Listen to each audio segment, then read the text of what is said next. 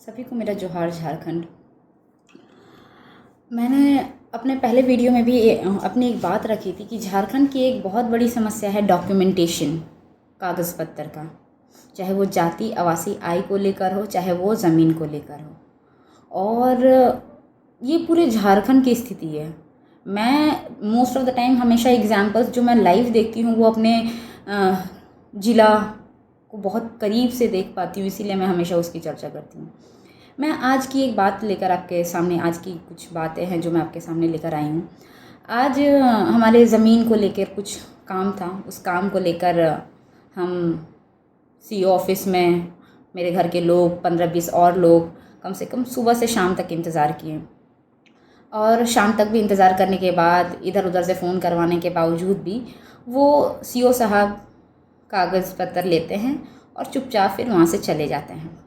ये जो कागज़ पत्तर का लेन देन की बात है वो आज की नहीं है। मैं शायद जब धनबाद गई थी उस टाइम भी हम डॉक्यूमेंटेशन सबमिट किए थे कि हमारा ज़मीन का ये कागज़ है, इसका रसीद कटाना है, किसी का कुछ मतलब डॉक्यूमेंटेशन अपडेट का जो होता है, खतियानी ज़मीन है तो। और चूँकि ज़मीन किन के पास है, जो खतियानी ज़मीन है वो है खतियानधारी जो लोकल है मतलब उनकी बपौती संपत्ति है। वो होता क्या है कि जब हम सीआई या सीओ के पास जाते हैं तो वो ज़मीन के मूल्य का मूल्यांकन करते हैं कि आप जिसका रसीद कटवाने गए हैं या फिर आप जिसका जो भी काम करवाने के लिए गए हैं उस ज़मीन का मूल्य क्या है, और फिर उस मूल्य के आधार पर वो अपने लिए एक मूल्य निर्धारित करते हैं कि आपकी ज़मीन, मान लीजिए कि कोई खतियानदारी है तो उसको तो बपौती मिला। पहले तो लोग खेती करते थे और 1-2 कट्ठा में तो खेती होती नहीं थी, खेती तो बीघा बीघा में होता था और खेती से ही लोग अपना जीवन बसर करते थे। तो जो खेती करते थे तो खेती करने के लिए ज़मीन, अभी वो शहर हो गया, शहरीकरण हो गया तो उस ज़मीन का मूल्य बढ़ गया। लेकिन क्या जिस रफ्तार से ज़मीन का मूल्य बढ़ा, क्या उस रफ्तार से, क्या उस स्तर से उस किसान का रोजगार या फिर आय बढ़ा? क्या नहीं। लेकिन ज़मीन तो उसी की है ना, ज़मीन का मालिकाना हक तो उसी का है। और जब कागज़ पत्तर का काम कराने जाते हैं तो मैं अंदाज़ा लगा सकती हूँ, और अंदाज़ा की ये वास्तविकता है। मान लीजिए अगर मेरे गांव में 100 किसान हैं तो उस 100 लोग हैं तो उस 100 के हिसाब से वैसा ही रेशियो हर जगह का चलता है। उस 100 लोगों में से मतलब अगर आप परसेंटेज में निकाला जाए तो 80% लोगों का काम नहीं हो पाता है। कारण क्या होता है? क्योंकि वो 80% जो लोग होते हैं वो 80% लोगों का आय इतना नहीं है कि वो पैसे देकर काम करा सकें। एड़ियाँ घिस जाती है सीआई और सीओ के चक्कर लगाते हुए, और काम नील बटे सन्नाटा, ज़ीरो पे। और जब कुछ काम होता है तो लोग कहते हैं कि यहाँ के लोग कागज़ पत्तर में पीछे हैं। जनाब, झारखंड के लोग कागज़ पत्तर में पीछे नहीं हैं, उनको पीछे किया गया है। उनका कागज़ अपडेट किया ही नहीं जाता है। धनबाद ब्लॉक में ना जाने कितने लोग आते हैं अपना काम करवाने के लिए। अगर 10 लोग आते हैं ना तो एक का भी काम नहीं होता है। ये है रेट काम करने का। बिना पैसे के तो फाइल इधर के उधर होती ही नहीं है। और इसी बात पे लोग जब आवेश और आगोश में आके कुछ कहते हैं तो लोग कहते हैं झारखंडी लोग बहुत मतलब गर्म खून के होते हैं। उन लोग, भाई उनका आप इतना शोषण कर रहे हो ना कि उनके पास कोई ऑप्शन बच नहीं जाता है। कोई रोज़ 4 व्हीलर से चक्कर नहीं लगाता है। भरी दोपहरिया में 30-40 डिग्री के सेल्सियस में वो अपने साइकिल से, जो किसान मजदूर है वो पैदल आता है कि शायद आज सीओ साहब मिल जाएंगे, शायद उनका काम हो जाएगा। मेरा घर, मेरा राज्य, हम कहाँ जाएंगे? अब मेरा ही काम होने में हम रेट बोला जाता है। इतना ज़मीन है आपका तो 5 लाख तो दे ही दीजिएगा, और नहीं दीजिएगा तो चक्कर लगाते रहिए। ज़मीन का ही नहीं, यहाँ तो हमें अपने जाति प्रमाण पत्र को भी लेके संघर्ष करना पड़ता है। जहाँ दूसरे राज्यों में 1 हफ्ते में बन जाता है ओबीसी, हमारे यहाँ महीनों कम पड़ते हैं। महीने में भी बनेगा कि नहीं बनेगा कहना बड़ा मुश्किल है। पहला सवाल तो जाके यही करना पड़ता है, सीओ साहब हैं क्या? नहीं सीईओ साहब आज तो नहीं है, आप परसों आइए, फिर परसों जाइए। सीईओ साहब तो 10 बजे पहले ही निकल गए हैं।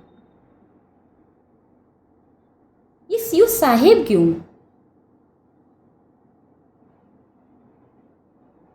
वो सीईओ है बस, उनको हमारा काम करने के लिए एक पदभार दिया गया है, सुनिश्चित किया गया कि वो हमारा काम करें। लेकिन साहेब साहेब बोलते बोलते ना सच में हम लोगों ने उनको साहेब बना दिया है।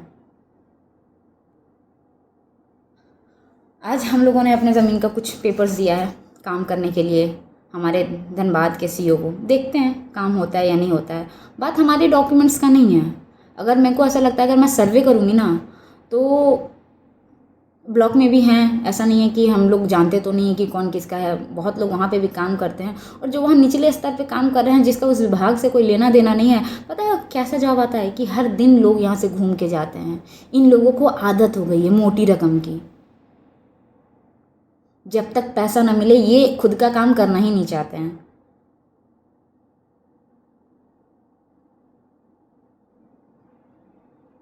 और ये एक आदमी शोषित नहीं है इस चीज़ से, इसे सभी लोग शोषित हैं। यहाँ सिर्फ चुनिंदा वर्ग है जो कि हाई प्रोफाइल, जो ज़मीन दलाली का काम करने वाले लोग हैं, उनका ब्लॉक में बिना गए सारा काम हो जाता है क्योंकि उनके पैसे शायद टाइम पे पहुँच जाते हैं। शायद ऐसा आरोप लगाना गलत है, बट सच्चाई तो यही है ना कि हमारा काम तो नहीं होता है, ना हो रहा है, हमारा नहीं किसी का नहीं हो रहा है। मैं अपना ही एग्जांपल देती हूँ ना, मेरे को फॉर्म फिलअप करना था फरवरी के महीने में। फॉर्म फिलअप करने के लिए अपने ओबीसी के लिए मुझे धनबाद डीसी को फ़ोन करना पड़ा कि मैडम मेरा एग्ज़ाम का फॉर्म फिलअप करना है, इतना टाइम तक लास्ट डेट है, यहाँ पे मेरा ओबीसी अटका हुआ है सी ऑफिस में, प्लीज़ आप देख लीजिए।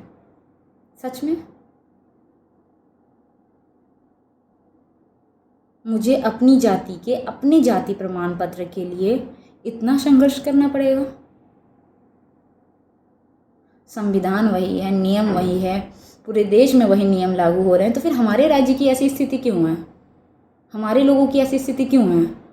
क्यों कहते हैं कि झारखंड एक अमीर राज्य है गरीब लोगों के साथ? जब राज्य अमीर है तो यहाँ के लोग गरीब क्यों हैं?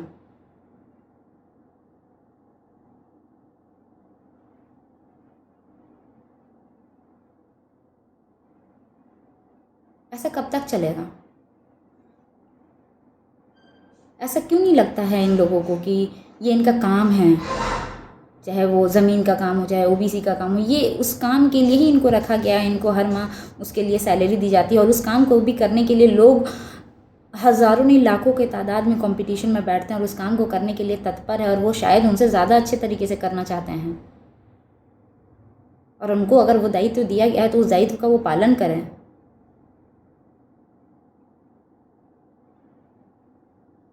मुझे नहीं पता मैं कितना सही बोल रही हूँ कितना गलत बोल रही हूँ। झारखंड में समस्या ये है ना कि एक तो हम लोग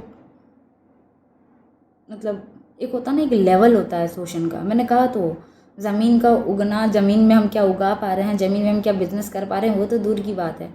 हमारी बपौती संपत्ति हम तक पहुंचने ही नहीं दे रहे हैं कागज़ के मामलों में, और बाद में हम ही कागज़ में कमज़ोर बता के हमारी संपत्ति को किसी और के हाथों दे देते हैं।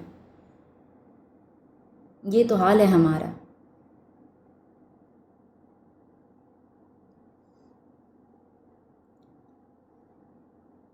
मैं तो अपनी बातों को रख ले रही हूँ, बहुत ऐसे लोग हैं जो रख लेते हैं, लड़ने की कोशिश करते हैं, लड़ते भी हैं, बट वास्तविकता तो ये है कि 10 में से 8 लोग तो अपनी बात रख भी नहीं पाते और रखने का मौका भी नहीं दिया जाता।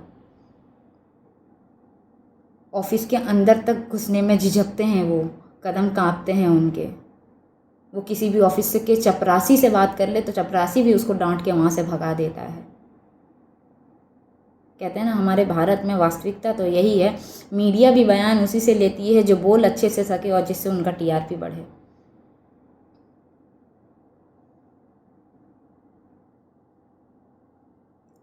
लास्ट जो हमेशा मैं हर बार कहती हूँ, ज़रूरत है एकता की, विचारधारा की, कहीं ना कहीं हमें इस बात का एहसास दिलाना होगा कि आप आला अधिकारी हैं, मानते हैं, अच्छी बात है, लेकिन आप एक पब्लिक सर्वेंट हैं। आपका काम है जनता का सेवा करना, चाहे वो पीएचडी किया हुआ पर्सन हो, चाहे वो एक अनपढ़ गंवार हो, उसको कुछ नहीं आता हो।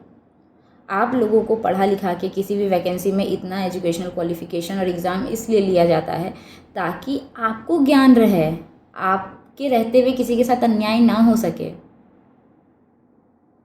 वो सर्विस का डिलीवरी इसी ईज़िली हो। इसीलिए तो है कि कोई भी जो सर्विस का डिलीवरी जो हमारे लेजिस्लेटिव कोई भी प्रोग्राम लाती है, जो भी चीज़ें हैं, उसको ज़मीनी स्तर पे अच्छे तरीके से लाया जा सके, आप गुणवत्ता में कहीं कमज़ोर न रहें, इसीलिए इतने अच्छे से एग्ज़ाम्स लिए जाते हैं।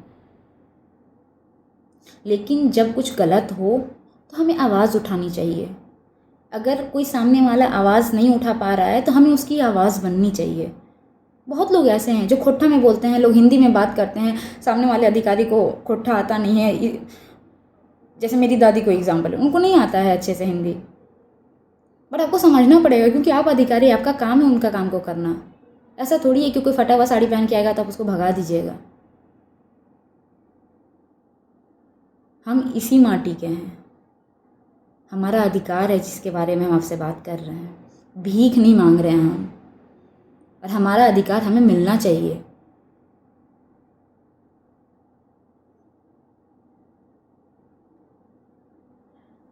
मैं इस बार अपने इस वीडियो के जो डिस्क्रिप्शन सेक्शन होगा उसमें अपना व्हाट्सएप नंबर दे रही हूँ। कोई भी इंसान, कोई भी कहीं का भी, आपकी अगर कोई भी समस्या है तो आप मुझसे बात करें। मैं कुछ कर सकती हूँ, मेरे स्तर में जो हो सकता है वो मैं ज़रूर करने की कोशिश करूँगी। आपकी आवाज़ ज़रूर बनूँगी कि आपकी बात को सही तरीके से सामने रख सकूँ।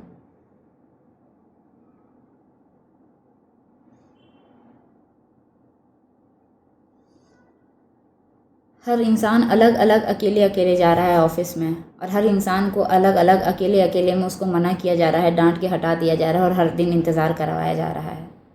हर दिन इंसान 7 घंटा 8 घंटे किसी ऑफिस के बाहर इंतज़ार करता है और वापस आ जाता है, चाहे वो रेवेन्यू ऑफिस हो, चाहे वो ब्लॉक हो, चाहे कहीं पे भी हो। तो जो लोग इस सिस्टम को ख़राब कर रहे हैं उन लोगों के खिलाफ आवाज़ उठनी चाहिए कि हम अकेले नहीं हैं जिसको उस ऑफिस से वापस भगा दिया जा रहा है और हमारा काम नहीं हो रहा है। हम 50 लोग हैं, हम 100 लोग हैं, हम 200 लोग हैं, ठीक है, कि हम लोग गए थे और हमारा काम नहीं हो रहा है। हम गलत नहीं हैं, सामने वाला इंसान गलत है। एक इंसान गलत हो सकता है, क्या सारे लोग गलत हैं? क्या सबके डॉक्यूमेंटेशन में कुछ गलत है? सबके डॉक्यूमेंटेशन मिल नहीं रहे हैं? ज़रूरत है हमें आवाज़ उठाने की। लोगों को ना आदत पड़ गई है गलत करने का, और ये आदत इसलिए पड़ गई क्योंकि उनको ऐसा लगता है कि उनके गलत करने या ना करने से किसी भी तरह का कोई प्रभाव पड़ेगा नहीं।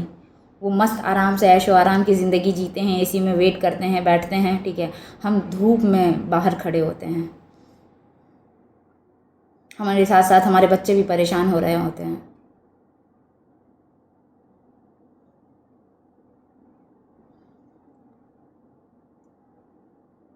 मैं अपना व्हाट्सएप नंबर दे रही हूँ, प्लीज़ अगर आप लोग में से किसी को भी किसी भी तरह की समस्या हो, ठीक है,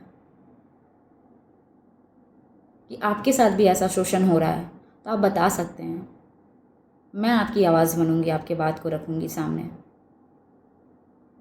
बाकी अगर मेरे वाणी से किसी को भी ठेस पहुंचा हो तो उसके लिए मैं माफ़ी मांगती हूँ, पर मैंने अपनी विचार और अपनी पीड़ा को रखने की कोशिश की है।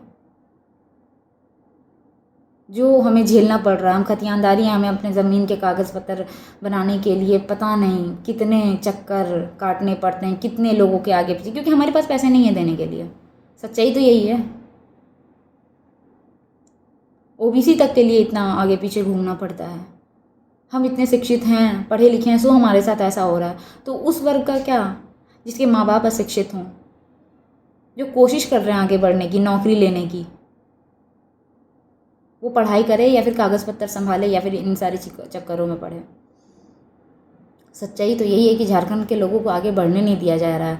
हज़ारों जंजीरें बांध दी गई है पैरों में और कहते हैं आगे बढ़ो, लड़ो। कैसे बढ़ें, कैसे लड़ें? यहाँ हमसे हमारी बपौती संपत्ति नहीं बचाई जा रही है। बचेंगे, शांति से रहेंगे, तभी तो पढ़ेंगे और लड़ेंगे। विचार कीजिएगा। ज़रूरत है सबके साथ की।